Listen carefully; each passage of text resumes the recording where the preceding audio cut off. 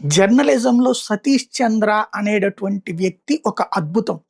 జర్నలిజంలో కొంతమంది అగ్రకులాలకు సంబంధించినటువంటి వర్గాలే జర్నలిజం చేస్తారు. మిగతా వాళ్ళకి వల్ల కాదు అన్నటువంటి ఒక ప్రచారాన్ని తోసిపుచ్చి, బడుగు బలహీన వర్గాల నుంచొచ్చి అద్భుతమైనటువంటి ఎడిటర్ స్థాయిలో పనిచేసిన వాడు సతీష్ చంద్ర.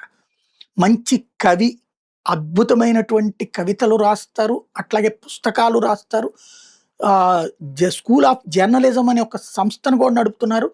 వందలాది మంది కాదు, వేలాది మంది జర్నలిస్టుల్ని తయారు చేసి ఆయన వివిధ సంస్థలు ఇవాళ ఆయన దగ్గర శిష్యులు పనిచేస్తున్నారు. రిపోర్టర్లు గానా, డెస్క్‌లో సబ్ ఎడిటర్లు గానా, టీవీ ఛానళ్లలోనూ అట్లాగా. ఒక మంచి అద్భుతమైనటువంటి టాలెంటెడ్ వ్యక్తి.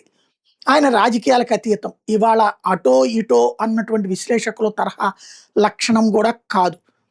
ఆయనకి నిన్నగాక మొన్న ఏదైతే ఉగాది పురస్కారాలు మొదట ప్రకటించి, ఆ లిస్టులో జీవోలో ఆయన పేరు పెట్టి, ఆయనకు కూడా ఫోన్ చేసి చెప్పి, మళ్ళీ ఒక గంట కల్లా జీవో మార్చాం, మీ పేరు లేదు ఏమనుకోకండి అని చెప్పారు.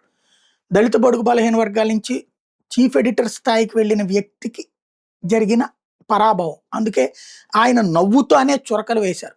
పరాభవ నామ సంవత్సరంలో తొలి పరాభవం నాకే ఎదురైంది. నాకు ఏది అనౌన్స్ చేయకపోతే తప్పేం లేదు. కానీ ముందు ఫోన్ చేసి మిమ్మల్ని ఉగాది పురస్కారాలకి, హంసా పురస్కారాలకి ఎంపిక చేశామని చెప్పి, ఆ పైన మళ్ళీ లేదని చెప్పారు. ఇది పరాభవం కదా అనేసి. అసలు విషయం ఏంటంటే, గతంలో జగన్ అధికారంలో ఉన్నప్పుడు ఉగాది పురస్కారాల సందర్భంలో ఏబీకే అంటే సీనియర్ మోస్ట్ జర్నలిస్ట్ ఏబీకే పురస్కారం ఆయనకిచ్చారు.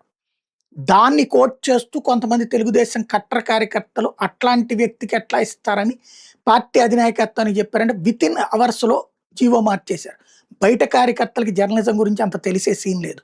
జర్నలిస్టుల్లోనే ఉన్నటువంటి కొలగొలగాళ్ళు ఎవరో చెప్పుంటారు. అది దాని కారణంగా ఆయనకి అవార్డు విత్డ్రా చేసుకున్నారు. లేకపోతే జీవో మార్చేసేసారు. ఒక జీవో ఇచ్చి రెండో జీవో మార్చడం అంటే పరాభవం నిజంగా. అదే ఆయన ఆవేదన వ్యక్తం చేశారు.